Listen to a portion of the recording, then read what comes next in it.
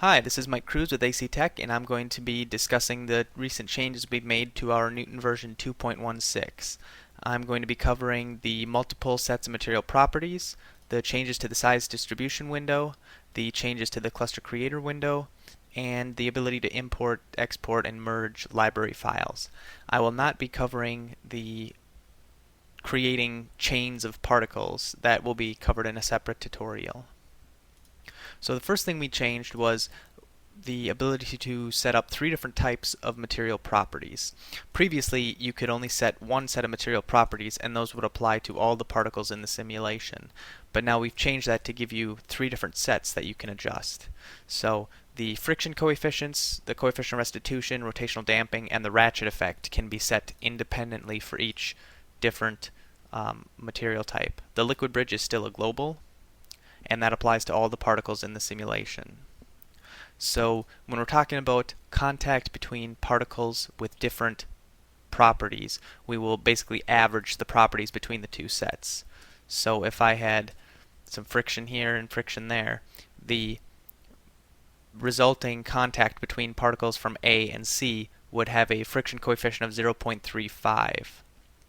The rotational coefficient of restitution would be averaged, and that would be 0.1 something, 0.125, whatever that is, and the average of the rotational damping would average these two, and it would be 1.5.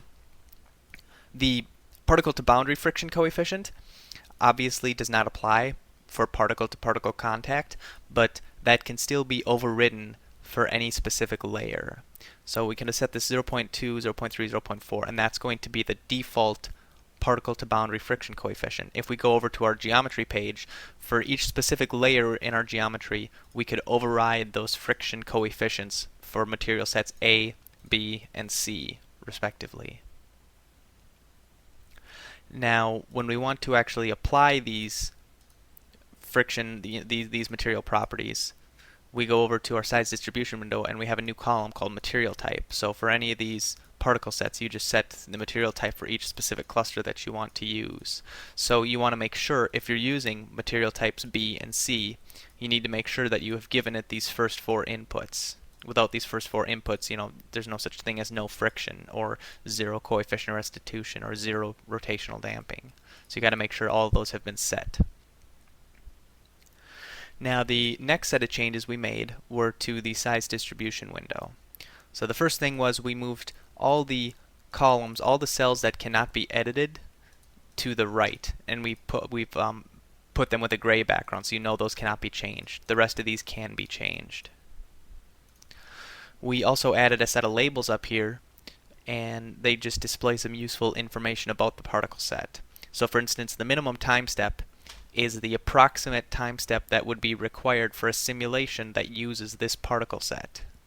And that's based on whichever of these clusters is most restrictive in the particle set. It also takes into account the max expected velocity and the max allowable particle overlap. So changing those will also affect the time step. Now, if we wanted to look at any single cluster and see what the time step for that cluster would be, you just take your time step index and multiply it by this minimum time step. So that means that the most restrictive cluster in the set is the one that has a time step index of 1.00. That's the one that's limiting the speed of your simulation. So if you had a particle set where almost all the particles had very high time indices, except for one, like in this case where they all have indices that are above 2 except for this one, it means this single cluster is really limiting the speed of your simulation by a factor of 2. So you either want to change that cluster or just make that cluster bigger until those numbers start to get closer together. Ideally, you want them all to be within 1 to 1.5, depending on the particle set. Some particle sets might have bigger ranges, or if you're using huge lumps, those huge lumps are also going to drag the time step down. So the next label we have here is just the particles per 10 meters cubed.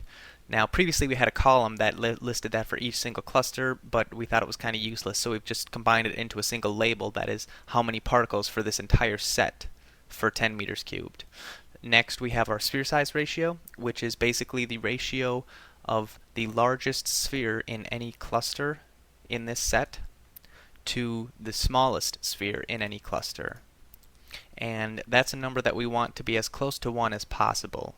Anywhere in the range of 1 to 1.75 or 2.0 is acceptable, but as soon as that number starts getting, higher than 2 or 2.5 or 3, that's when your simulation starts really slowing down.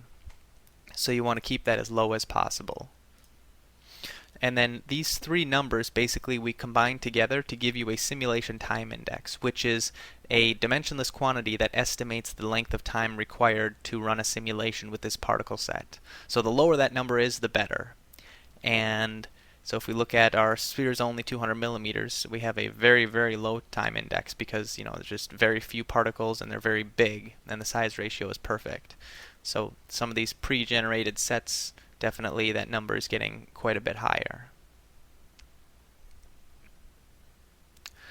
And then obviously a few other changes. We've added a refresh set button, which basically just goes through and makes sure that all these recent changes to the clusters and these grid cells have been accounted for. It just refreshes each of the clusters. We have a couple buttons to create new particle sets or delete the current particle set and whatnot. So as a reminder, anytime you make changes to the size distribution window or changes to the cluster creator, you always want to go and regenerate any material for your simulation, especially if you're using that specific group, because when you make changes to this, those changes don't trickle down into here until you actually regenerate the material. Now the next change we made was the ability to merge or export libraries. So if you go under Library and go to Merge Export, you brings up to this window. Now on the left-hand side we have the clusters and the particle sets that are embedded in this specific input file. And on the right would be the clusters and particle sets from some external library file. Now if I just wanted to export, say, a single particle set to an external library, I can just go to that particle set and say Export, and it automatically throws the clusters that it needs into that library as well. So I can go ahead and save this library as its own little library file. And then if I were to go and open up that library file, there's our one particle set and just the clusters that apply to that set. So now if we wanted to import particles, then we can go back to that merge window. We can open up that external library, and there's our particle sets and clusters. So if I try to import this particle set, I've already got one with the same name. So first it's going to say, hey, all these clusters basically have the same name. And it comes up with this window that says all the parameters of this cluster match almost perfectly to the parameters of a cluster with the same name inside the library file. So it asks if you want to assume these clusters are identical and just cancel the copy for that cluster. So if you say no, you go ahead and say, oh no, I want to call this whatever. It says, okay, well, we'll do that. And then obviously the rest of these, we're just going to ignore that.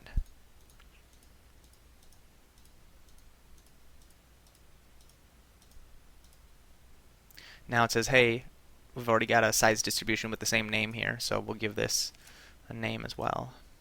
And now we've imported that, and obviously the only cluster it had to add was this one that I chose to rename. All the rest, it just said, nope, it's the same cluster. Let's just make sure the library points to those clusters. So now if I go over into my library, you can see there's my new library set, and this one cluster had that new name. All the rest of the clusters are identical to this other library that was already in here.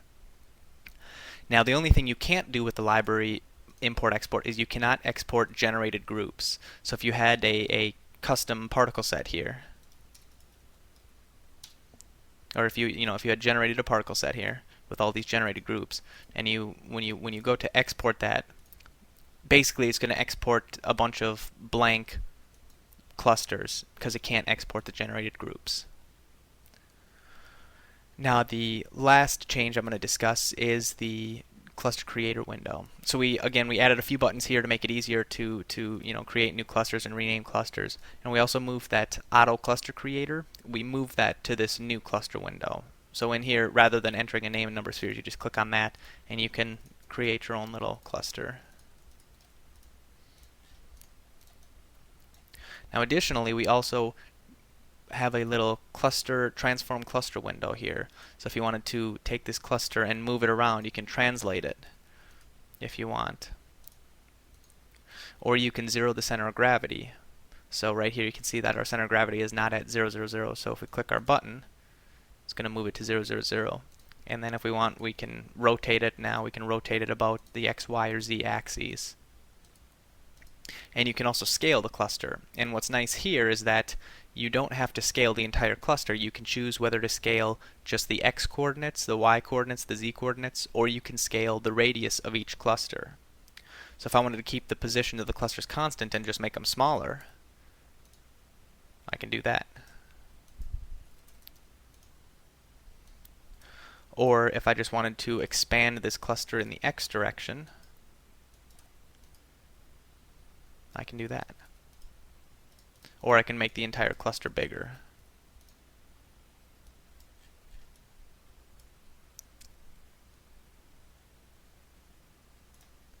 So, any changes that you make to clusters in the Cluster Creator window are going to be automatically applied to any of the groups that are in here. It'll automatically make those changes for you. But again, when you make changes to the cluster, you're going to want to regenerate any material that's using that cluster. So that's about it for new changes to Newton. Obviously, like I said before, the ability to create chains of particles we're going to discuss in a separate tutorial. So you can look for that on our website. Otherwise, have fun with Newton and have a good day.